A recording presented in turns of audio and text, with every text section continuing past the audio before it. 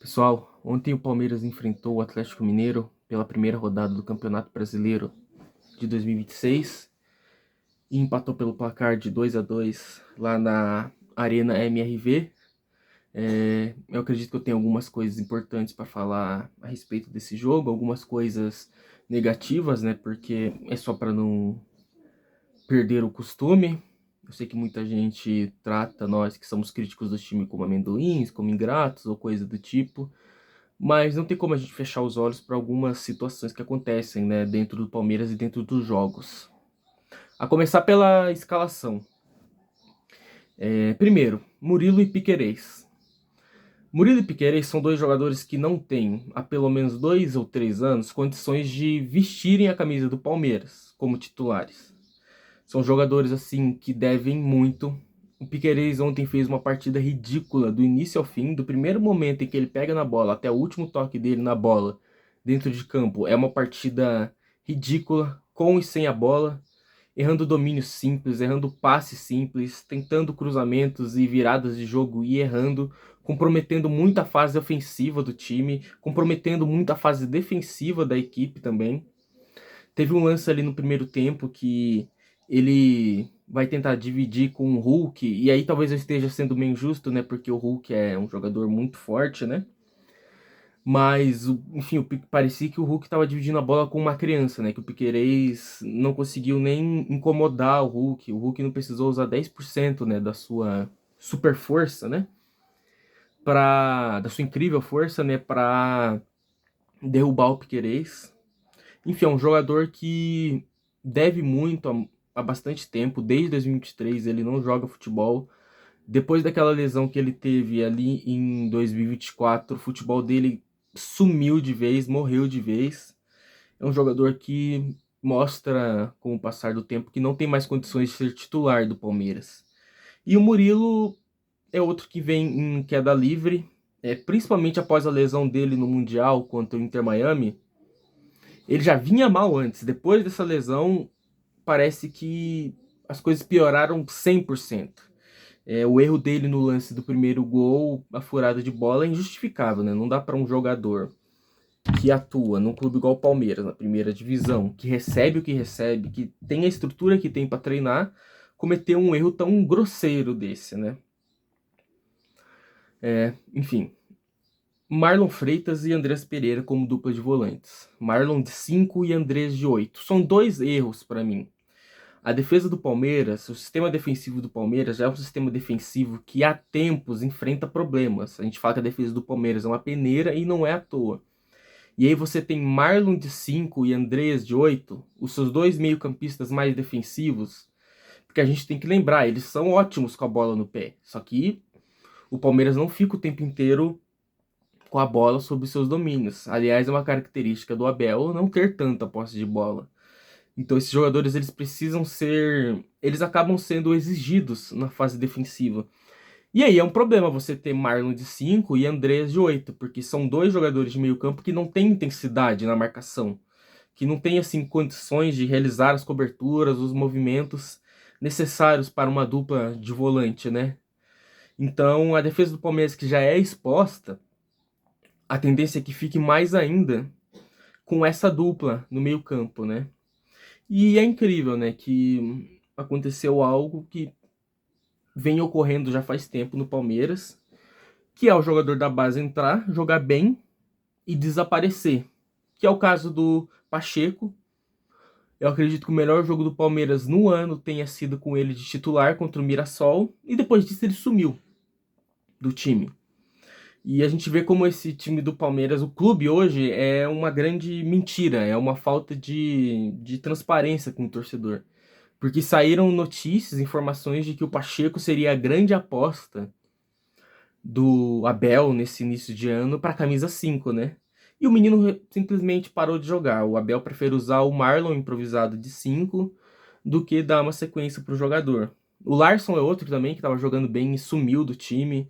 O Arthur fez partidas boas, fez uma partida muito boa contra o Mirassol e não pro Abel não foi o suficiente para ele receber uma sequência como titular, né? A gente tem que ver o Piquerez fazendo partidas horríveis em sequência, cometendo erro atrás de erro. E expõe, né, cada vez mais a incoerência, né, do projeto de futebol do Palmeiras e especialmente das escolhas do treinador. Mais à frente a gente tinha na escalação Maurício de meia, Alan pela direita, Alan, né? Sousa pela esquerda e Flaco na frente. E eu vou dizer uma coisa para vocês. Na 4-2-3-1, o Flaco Lopes ele não vai funcionar. Na verdade, a tendência é que o elenco do Palmeiras, pelas características das suas peças, tenha muita dificuldade de funcionar, assim, no geral, jogando nessa formação. Porque já tá muito claro para todo mundo que o time do Palmeiras, se a gente for olhar pro elenco, é um elenco montado para jogar na 4-4-2, para jogar com dupla de ataque. E aí eu não entendo muito bem. Eu queria ser uma mosquinha para participar do dia a dia ali do Palmeiras, para ver como é o dia a dia do Palmeiras, para eu ver como que é feito o planejamento do elenco do Palmeiras. Porque claramente o treinador do Palmeiras, ele quer implementar um estilo de jogo com uma formação tática que não casa, não encaixa com as características do elenco que ele tem. Isso não vai dar certo. Flaco Lopes jogando de centroavante não vai dar certo. Ele não é centroavante. Ele não é S9. A gente pode pensar que ele é centroavante por ele ser alto, ter presença de área, fazer bastante gol de cabeça. Mas ele não é. Ele é jogador para jogar em dupla de ataque. Isso é muito claro. O Vitor Roque talvez funcione melhor nessa formação do que o Flaco. Só que ainda assim, ele não, mesmo o Vitor Roque não vai estar tendo todo o potencial dele aproveitado. O Palmeiras ele precisa atuar em uma dupla de ataque. E aí pode ser Flaco e Vitor Roque. De repente o Paulinho, se voltar bem fisicamente, jogar por ali também, que é outro que se encaixa muito bem jogando em dupla de ataque. Não dá para jogar como ponta, né? Por exemplo, não vai render o seu melhor. Então eu não sei, o treinador do Palmeiras, ele faz isso, não sei se ele faz isso por teimosia, ou se ele não sabe, ele não tem noção do tipo de elenco que ele tem em mãos.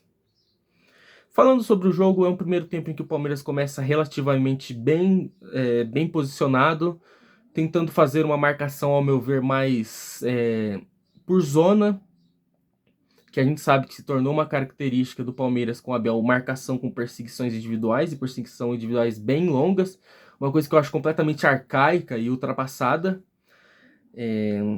Não cabe no futebol de hoje você marcar 100% individual, ou você marca por zona ou com uma marcação mista.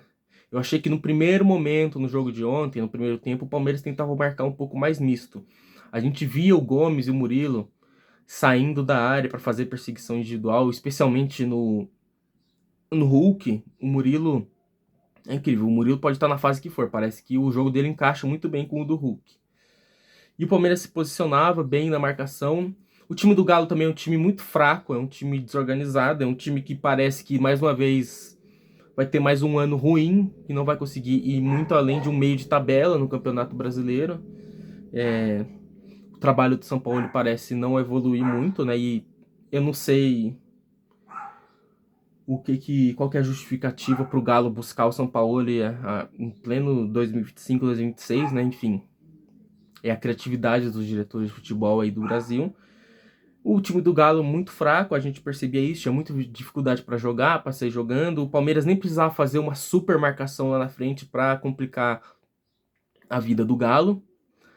Mas o Palmeiras, apesar disso, de estar bem posicionado em campo, ainda assim tinha muitas dificuldades criativas no primeiro tempo. E eu atribuo isso ao sistema de jogo. Porque é um sistema de jogo que não encaixa com o melhor que o elenco tem. Não funciona.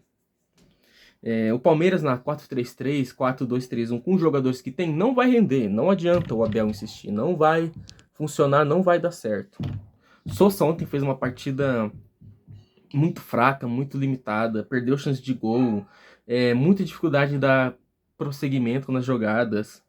Toda bola que ele pegava, ele tentava cruzar a parede de qualquer jeito. Eu sei que isso muito disso é orientação também, mas é complicado, né? A gente vê que um jogador de 90 milhões de reais, o máximo que ele consegue fazer é isso, né? E aí ele não tem culpa de valer 90 milhões, né? Quem tem culpa é o Palmeiras de pagar esse valor. É um jogador que, chutando alto, vale no máximo uns 40.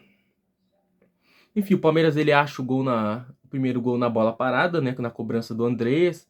Que o Andrés cobrando escanteio, cobrando falta, É provavelmente a nossa grande esperança de ter uma bola parada minimamente forte de novo, coisa que a gente tinha em anos anteriores e vem perdendo, né, nas últimas temporadas. Só que daí acontece o que ocorre sempre quando o Palmeiras ele sai na frente. Ele para de jogar, ele abdica de jogar, começa a dar campo pro Galo, o Galo começa a ter mais a bola, começa a frequentar mais o ataque, começa a rondar mais a área do Palmeiras.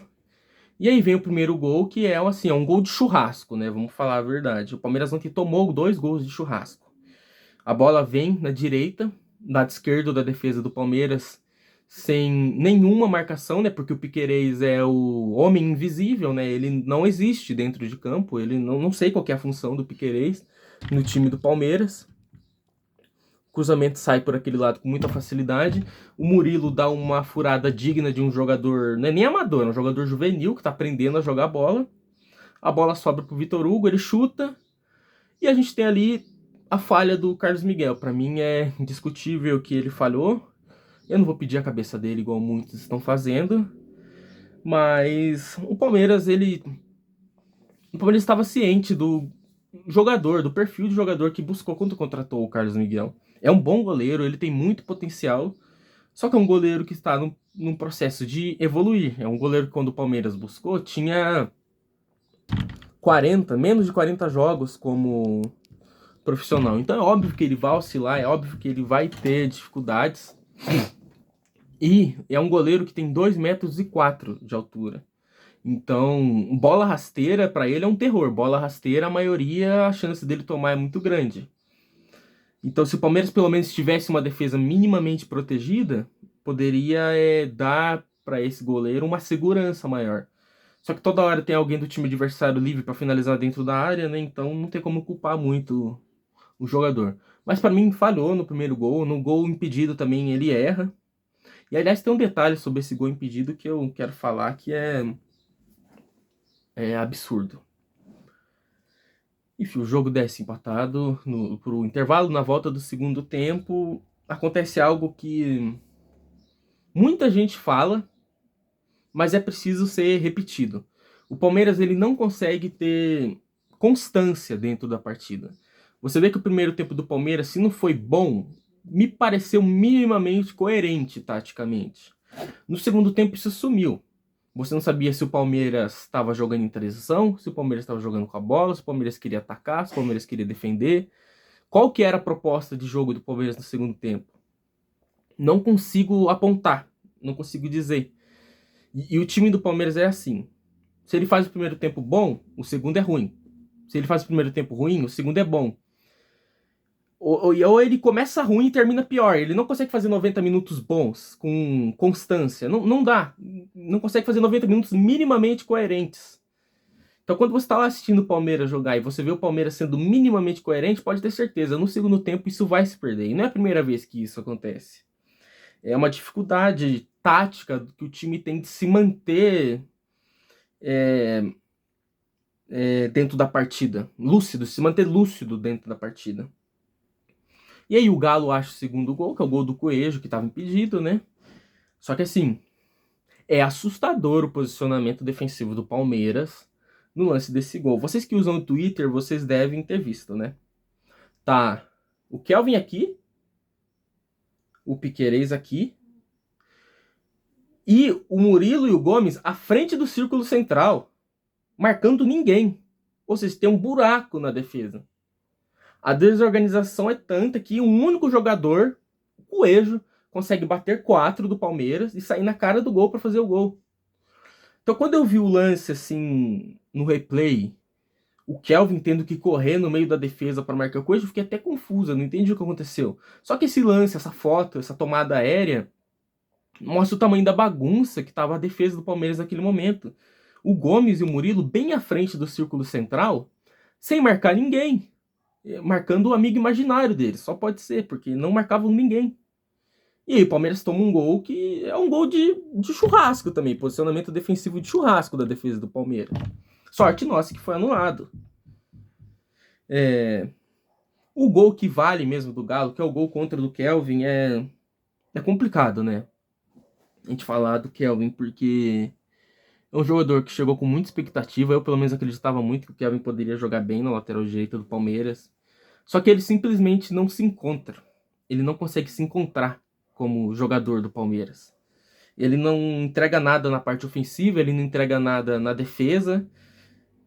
E o gol contra que ele faz é bizarro. É bizarro. É um erro no gesto técnico que um jogador profissional não pode cometer. É a mesma coisa da furada do Murilo no primeiro gol. Não pode ser cometido esse erro. E óbvio, um cruzamento que se origina de toda a passividade da marcação do Palmeiras. Então é um gol contra, com erro individual, mas é um gol que, se a gente for olhar desde o início, só escancara os problemas táticos, os problemas coletivos que esse time tem para marcar, para se defender. Qualquer time consegue rondar a área do Palmeiras e chegar ao gol do Palmeiras com muita facilidade, porque o time do Palmeiras não consegue marcar, não consegue minimamente se posicionar e defender a sua área, defender ali o seu gol. Então o Scarpa teve espaço para fazer a jogada, para abrir para a esquerda, cruzar. A gente sabe que bate muito bem na bola. E na felicidade do Kelvin acabou saindo o gol. E aí acontece assim algo que é engraçado se não fosse puro mau caratismo, né? Quando o caldo engrossou, o Abel escalou a molecada. Entrou o Riquelme Felipe, entrou o Arthur. Eu acho que entra mais um jogador da base, eu não vou lembrar agora qual que foi. Porque é isso que acontece. Quando é jogo tranquilo, quando tá tudo de boa, joga a panela. Joga o Emiliano Martinez, joga o Piquerez, joga Rafael Veiga. Quando o caldo engrossa, é a molecada que tem que entrar para resolver. Isso é método, gente. Isso é método. Isso é repetido sempre, com um padrão. Isso é mau caratismo por parte do treinador do Palmeiras. Não tem como a gente chamar de outra coisa. Isso é feito de propósito. É de propósito que isso acontece. O Vitor Roque entra pra salvar a noite, salvar a gente de uma derrota, num puta de um gol cagado, né? Essa que é a verdade, mas valeu a luta dele, né? A briga dele pra conseguir fazer o gol. Um gol de churrasco também, as duas defesas, parabéns. Parecia duas zagas assim de futebol de solteiro contra casado, né? Sabe quando você vai no churrasco de final de ano com a sua família e você vai jogar bola com seus tios e com seus primos? É exatamente isso ontem. É exatamente isso, os dois times ontem marcando. Um festival de horror. O empate, assim, foi justo, porque nenhum dos dois times merecia a vitória. Nenhum dos dois times ontem foi digno de ser agraciado com a vitória. E a gente tá em janeiro e esse time já tá estressando a gente. Esse time já tá cansando a gente. E é difícil a gente ter uma perspectiva de algo melhor para esse ano, porque é como eu sempre digo, não existe autocrítica dentro do Palmeiras. A gente vai ver a coletiva do entregador de coletes, né, do coach, porque eu falo, há muito tempo ele não é treinador, né? Ele é o coach, né? Ele é o Pablo Marçal de Penafiel. Ele não treina o time, ele é coach. Ele vai lá, igual um pavão, né, na coletiva, ai, que não sei o que, não dá pra ganhar sempre, fala do Ayrton Senna, nossa, como ele ama falar do Ayrton Senna, né? Ah, é o Ayrton Senna, é o Tele Santana, é isso e aquilo, e nunca dá uma explicação do porquê o time dele não joga bola, porque o time dele, que foi gasto mais de 1 bilhão nos últimos 2 anos, não consegue jogar bola. Não consegue ter um futebol minimamente decente, né? Então como que a gente vai acreditar em algo melhor, né? É muito difícil, é muito complicado. Bom, queria agradecer a todos que estão aí assistindo esse vídeo. Eu peço que vocês deixem o seu like, deixem a sua inscrição, compartilhem o canal. Nos ajude a crescer. Eu tenho um plano de atingir os 1.000 inscritos esse ano para poder monetizar esse canal e ganhar algum dinheiro aqui no YouTube, mesmo que pouco, para que possa valer um pouco mais a pena, né? Vim aqui gravar vídeo e falar desse time, desse treinador. E aliás, vocês que têm paciência para ver a coletiva do Abel, parabéns, cara. Eu não consigo, me dá dor de estômago. Eu sei que tem muita gente que o trabalho delas depende disso, mas cara, não dá. Não dá. Eu sei de algumas coisas porque eu vejo trechos. Então, vocês que têm paciência para ver a coletiva, meus parabéns. Vocês são grandes heróis. Enfim, muito obrigado a todos e até o próximo vídeo. Avante palestra.